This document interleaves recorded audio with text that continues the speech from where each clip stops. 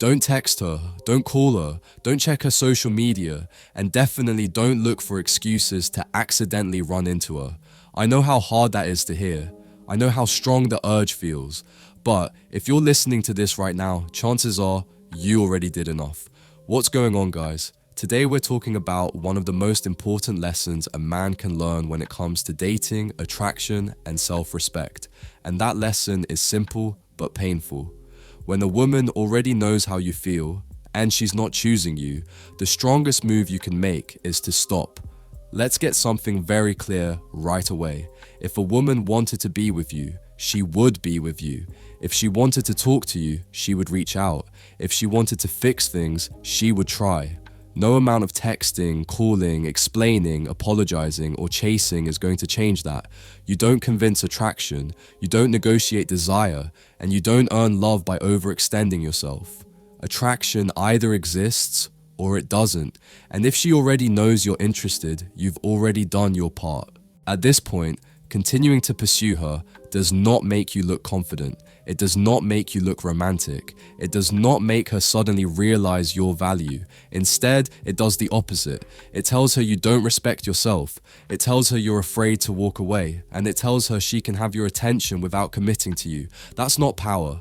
That's emotional exhaustion. This is where no contact comes in. And no contact is not a manipulation tactic. It's not a trick. And it's not about playing games. No contact is about regaining control of yourself. It's about stopping the emotional bleeding. It's about breaking the cycle of hope, anxiety, and disappointment. And it's about letting reality reveal itself. Because once you go silent, only two things can happen. One, she misses you, realizes your absence, and reaches out genuinely.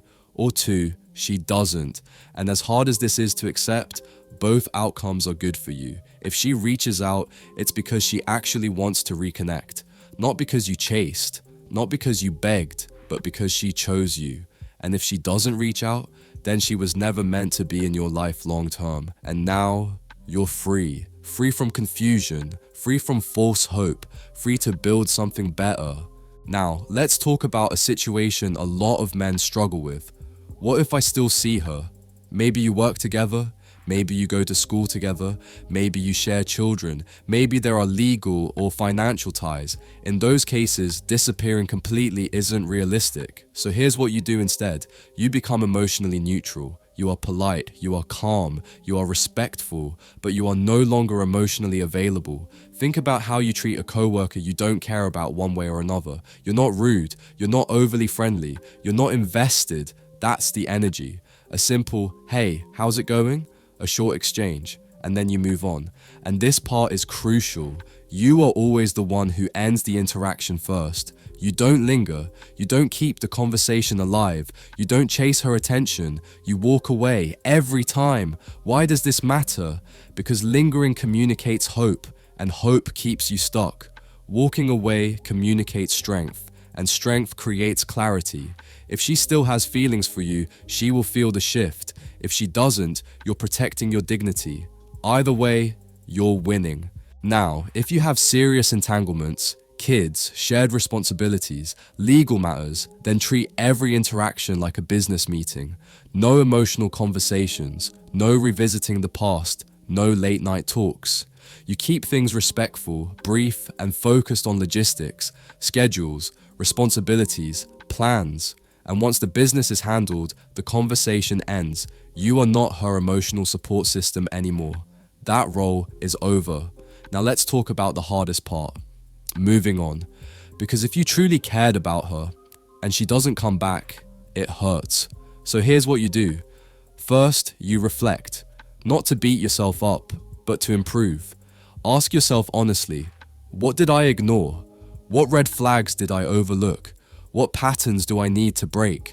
A lot of men repeat the same relationship mistakes because they never pause to analyze them. And trust me, red flags are always there. We just choose not to see them when emotions are involved. Here's something important to understand. Attraction can blind you. Chemistry can distract you, but your intuition never lies. If something feels off early on, pay attention, because the goal isn't just to attract women. The goal is to choose the right one. Next, you rebuild your life, and this part matters more than anything else. If a woman is your entire world, losing her will destroy you.